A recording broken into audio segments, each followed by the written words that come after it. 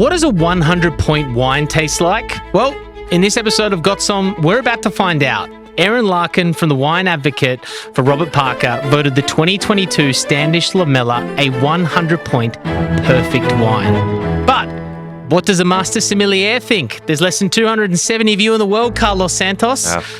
How are you feeling?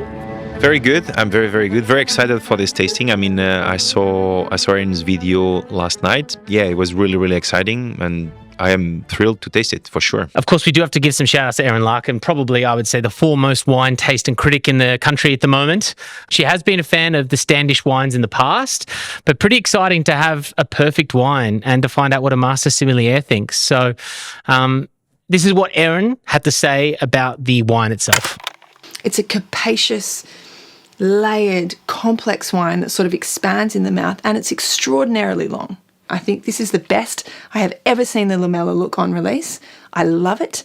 When I looked at it with Dan on that day in the winery, again, to explain, he showed me 2 bottles.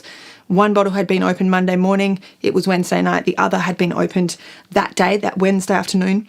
And it was clear to me that the bottle that was opened Monday was far more seamless, far more complete, far more complex than the wine that was opened on the same day. So I absolutely urge you, if you want to drink these wines, a really nice interval to open them is just to open it, taste it, put the cork back in the day before. You don't need to do anything fancy with it. You don't need to take it into a decanter and back in the bottle, none of that. Just take the cork out, taste it, make sure you're happy with it. Remember what it tastes like when you open it, put the cork back in and drink it the following day. It is infinitely better. Of course, you can check out the full video of her trying the whole flight of 4 wines from Standish. The link below is to Erin's YouTube. Give her a subscribe. But Carlos, give me your first thoughts on Standish. Have you heard about the wine company before this? Once or twice before. I think they are powerful wines. They are intense. They are rich. They do have a market, I think, in Australia, and that's why I think they are so upcoming, even more than what they are really, yeah. Well, Dan Standish, the family name brand, has been in the wine industry for decades, along with his wife, created this, I guess it's a cult following for their wines. It seems like last year for the 2021 release, I remember hearing the buzz about it and, getting high 90 points. But this year it seems to have gone to another level. I mean, all of their wines, including the Relic, getting really high scores and praise. And I was able to buy this bottle for $135. I bought it, and immediately the same place that I bought it from took it up to $180. Yeah, because of the reviewing kind of thing. Yeah, exactly. So it's only growing. It's only obviously it's newish. It's their latest release is the 2022, so they hold it for a year under cork. But I'm interested to hear your thoughts as you assess this wine. I mean, look, I think it is very, very youthful. I mean, 2022 is extremely young wine, so is it a good thing or not to rate 100 points for a wine that is so recent? I mean, 2 years at the end of the day, but it feels so compacted, so jammed, so rich, so powerful, so warm and generous that, I mean, what's the longevity on a wine like this? Is it going to be 10 years, 15, 20 years? I think so. I think he has that longevity. He has tannins. He has still silkiness on the tannins, but they present, they firm. The fruit is compacted, there's floral, there's spices, so it's a very, very overall complete wine, I think. Generosity is certainly something in his wine. I'm not sure about the alcohol, but probably high 14s, I would say. Yeah, 14.9%. 14.9, and you feel that as well, that warmth. So I think it does need quite some time to evolve. Then I think it will, when it comes to 10, 15, 20 years, I think it becomes more an individual bottle rather than the wine as well sometimes, because where you store your wine will not be the same where I store my wine. So it's not a great wine, it's a great bottle sometimes. But then again, you have to start with a great bottle, with great wine, to give that longevity. So, and I think this is it, sure. It's at the price point, buying it at $135, you're talking about what this is, and, we've kind of discussed on Got Some a fair bit that the wine critic and numbering system has its flaws.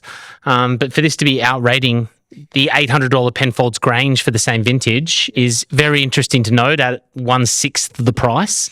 Yeah, I mean, Look, I think, of course, I mean, I'm not taking credit out of anyone or any ratings or anything, but he also comes a lot with the experience that you have in a winery sometimes. I mean, surely you need to put that aside, but if you have these wines blind tasting, Lamella, the Hill of Grace, the Penfolds Grange, the Armagh, the Armagh by Jim Barry, all those wines together, and you do a blind tasting and then you rate from 0 to 100, maybe another couple would get 100. But then when you go to the winery and you taste the wines with the winemaker and you have the experience, you have some food. I mean, that's all wine is about. It's really, sharing with the right company.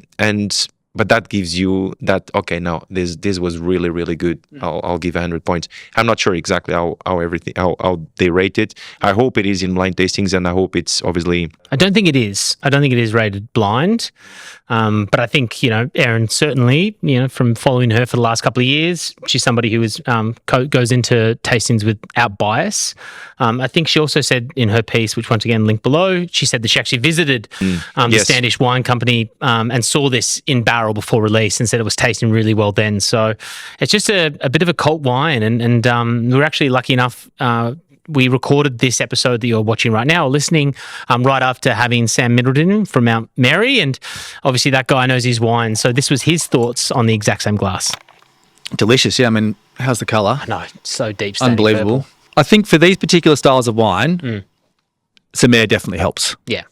My personal preference on how I like to enjoy wine is to open it, pour it, and watch it evolve over a number of hours over the dinner table, with good food, good company, and see that evolution of the wine with some air. Because if you decant it for 3 hours and then you come back and you taste it, you've missed how the wine looked before it had that aeration. I have exactly same opinion. I said it 1,000 times. Yeah, 1,000 times I said that. It's actually the first time I've tasted Lamella, and super impressed by it. There you go, Sam Middleton from Mount Mary. His thoughts on the Standish Wine Company's 2022 Lamella. Now, Carlos, you don't buy into points yourself. You don't rate on a scale like that. But what are the positives? And if there is some sort of negatives, even if it is just it needs more time, what are you tasting here? Certainly more time. But in terms of wine itself, I think it does take me a little bit to the Northern Rhone, a wine that is packed with fruits, black fruits, the black plums, the wild blackberries. It does taste a bit wild. Wild blackberries, a lot of floral, a lot of violet, grounded pepper, all-star anise, baking spices. I think there's a lot of different layers, fruit, spice, floral. You can pick a little bit of everything in the wine.